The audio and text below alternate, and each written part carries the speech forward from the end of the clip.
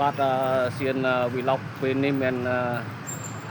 វត្តមាននៅវត្តវិជារាមតាពុចាស់ជាថ្ងៃនេះជាថ្ងៃ15ខែកុម្ភៈត្រូវនឹងថ្ងៃ20ខែមេឆ្នាំ2026ដើម្បីចែករំលែកនៅវត្តតាពុជបានពិធីប្រារព្ធនៅពិធីបដិបការសាមគ្គីដើម្បីបវរណាបច្ច័យកសាងរោងផតតើអត្ថន័យដូចម្ដេចសូមបងប្អូនពុកម៉ែយើងចូលក្នុងទេសនាដូចតទៅពីវត្តវិជារាមបងប្អូនដើម្បីថ្ងៃនេះគឺថាថ្ងៃ15ខែកុម្ភៈឆ្នាំ2026ក៏ជាថ្ងៃ28ខែមេវត្តវិជារាមតាពុជមានប្រារព្ធធ្វើពិធីបិណ្ឌសាមគ្គីដើម្បីបវរណាបច្ច័យកសាងរោងផតបាទកូនសូមយើងមានជាទីបាទដូច្នេះហើយសៀនអាចឈើចែងអាកំសត់ក៏សូមសំភេរថ្មីលោកគ្រូអាចារ្យបាទសូមសួរលោកមេបាទសូមលោកមេរាយរាប់ខ្លះពីជុំវិញបញ្ហាថ្ងៃបិណ្ឌវត្តវិចាស់យើងថ្ងៃហ្នឹងតាបាទអរគុណលោកមេដែលខាងយើងហៅតាមភាសាវៀតណាមទៅ YouTube អញ្ចឹងណាបាទគឺខាងដើម្បីផ្សព្វផ្សាយនៅដំណឹងប៉ុនឬដំណឹងផ្សេងបាទតែគាត់នឹងជាខាងជាងអាចឈើក៏ប៉ុន្តែមុខរបរគាត់ក៏ផ្សំជាមួយខាង YouTube ដែរបាទអរគុណបាទខ្លះបាទក្នុងជីវភាពរស់នៅបាទហើយថ្ងៃហ្នឹងពេលព្រឹកប្រហែលវាលះមក9ព្រឹកថ្ងៃ13រោចខែមេ13រោចខែមេគឺត្រូវថ្ងៃកហើយខ្ញុំបាទមិននឹងខ្ញុំបាទបន្ថែមនៅព័ត៌មានបន្តដោយការលោកមេគាត់ YouTube ហ្នឹងគាត់ចាំបាននៅព័ត៌មានបាទចាំបាននៅព័ត៌មានហើយស្រាប់ឱកាសនេះខ្ញុំក៏សូមទស្សនាផងដែរខ្ញុំបាទក្នុងនាមគ្រូចាអ៊ូន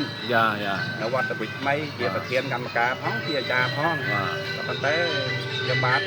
សុទ្ធតែមានគេថាការចូលរួមវត្តតាពុជថ្មីនិងវិចាស់ដូចជាវត្តតែមួយបាទហើយដូច្នេះហើយតែងតែមានការបញ្ចូលរបស់ប្រចាំកោតកាពិធីសូត្រហើយជាពិសេសមានគ្រូចាផាយដែលជាប្រធានតែងតែជួយដំណឹងខ្ញុំបាទនឹងឲ្យមកជួយទោះបីបិណ្ឌទូចបិណ្ឌធំក៏ដោយមានវត្តមានខ្ញុំបាទជានិច្ចបាទដូច្នេះហើយក្នុងថ្ងៃនេះក៏ពេលព្រឹកនេះគឺថាមានក្នុងវត្តនេះកំពុងតែរៀបចំជាកន្លែងចំអិនក៏ដោយសារមានគឺថានៅប្រទេសក្រៅហ្នឹងថ្ងៃហ្នឹងមានទទួលចង្ហាន់ថ្ងៃចូលបិណ្ឌហ្នឹងបាទចូលបិណ្ឌហើយឥឡូវកំពុងតែរៀបចំនៅចង្ហាន់វត្តជូននៅចង្ក្រានបាយហ្នឹងមានពុទ្ធបរិស័ទជួយឧបត្ថម្ភដើម្បីរៀបចង្ហាន់ប្រសង់ពេលវេលាថ្ងៃត្រង់នេះបាទហើយជាបន្តហ្នឹងប្រសង់កំពុងតែរៀបចំកន្លែងណាដែលត្រូវរៀបចំឲ្យវារលូនក្នុងពិធីបុណ្យហៅថាបិណ្ឌបកាប្រាក់ដើម្បីកសាងរោងផតកសាងរោងផតហើយក្នុងការបុណ្យហ្នឹងក៏ប្រសង់មិនមែននិមន្តវត្តនានាដែរតែ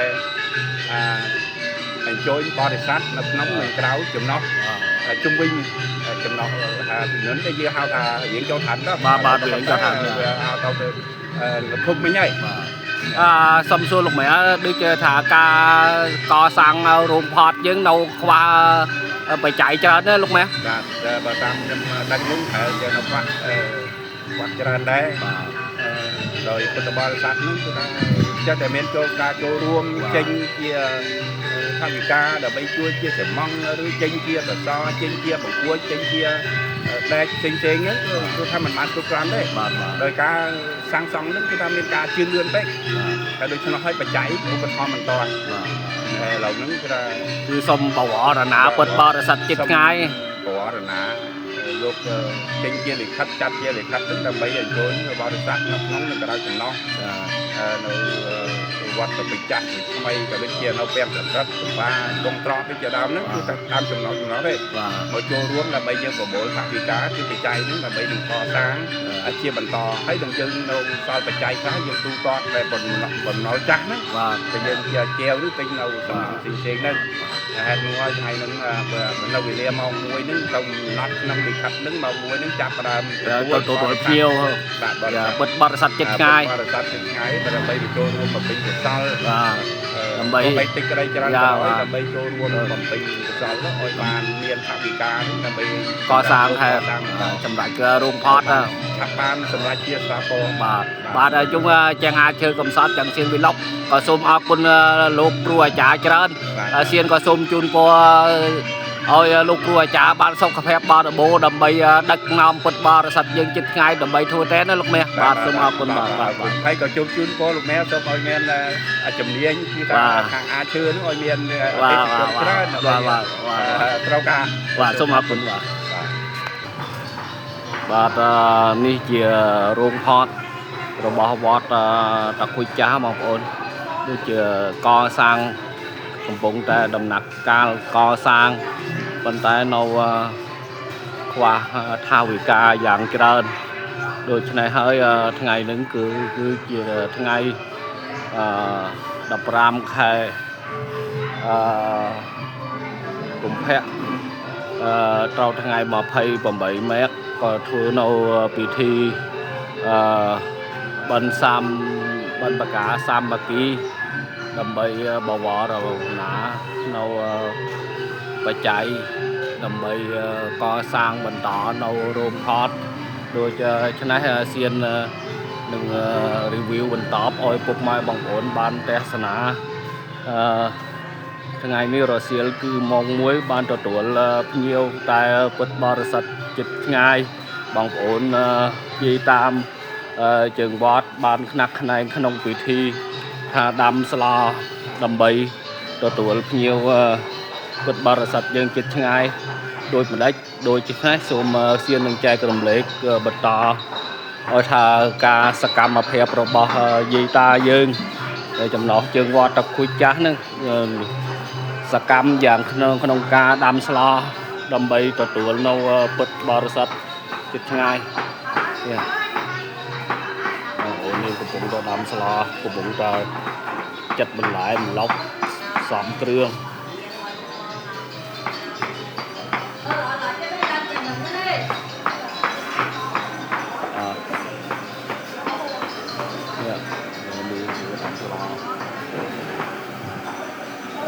ក្នុងរោងផតចាស់មានពុទ្ធបរិស័ទកំពុងតែ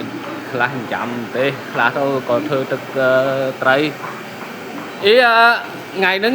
ទទួលភ្ញៀវពុទ្ធបរិស័ទចិត្តឆ្ងាយទៅហូបអាហារអីខ្លះទឹកឡោនំចុកហ៎និយាយbằng chậmទេ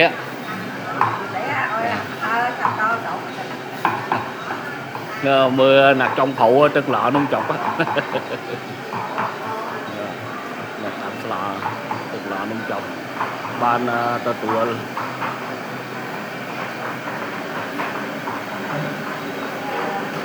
là nâu nhiều bột bò sạch là một chôn của sal không bị thi bên sam một tí cá nữa thứ hai dây ta còn tụi nâu tức sầm lọ nông mình chọcបាទដូចនេះហើយក៏សៀនទាំងអាធ្វើកំសត់ក៏សូមសង្ខេបវីឡុកត្រឹមហ្នឹងសន្មតជួបពុកម៉ែយើងនៅវីឡុកក្រោយបាទសូមជម្រាបលាក៏សូមអញ្ជើញពុទ្ធបរិស័ទយើងចិត្តឆ្ងាយដើម្បីចូលរួមកម្មវិធីបិណ្ឌបកានៅវត្តតាគុយហ្នឹងរសៀលម៉ោង1ហ្នឹងបងប្អូនណាដូច្នេះសៀនអាចធ្វើក៏សូមសង្ខេបវីឡុកត្រឹមនេះសន្មតជួបពុកម៉ែយើងនៅវីឡុកក្រោយបាទសូមជម្រាបលា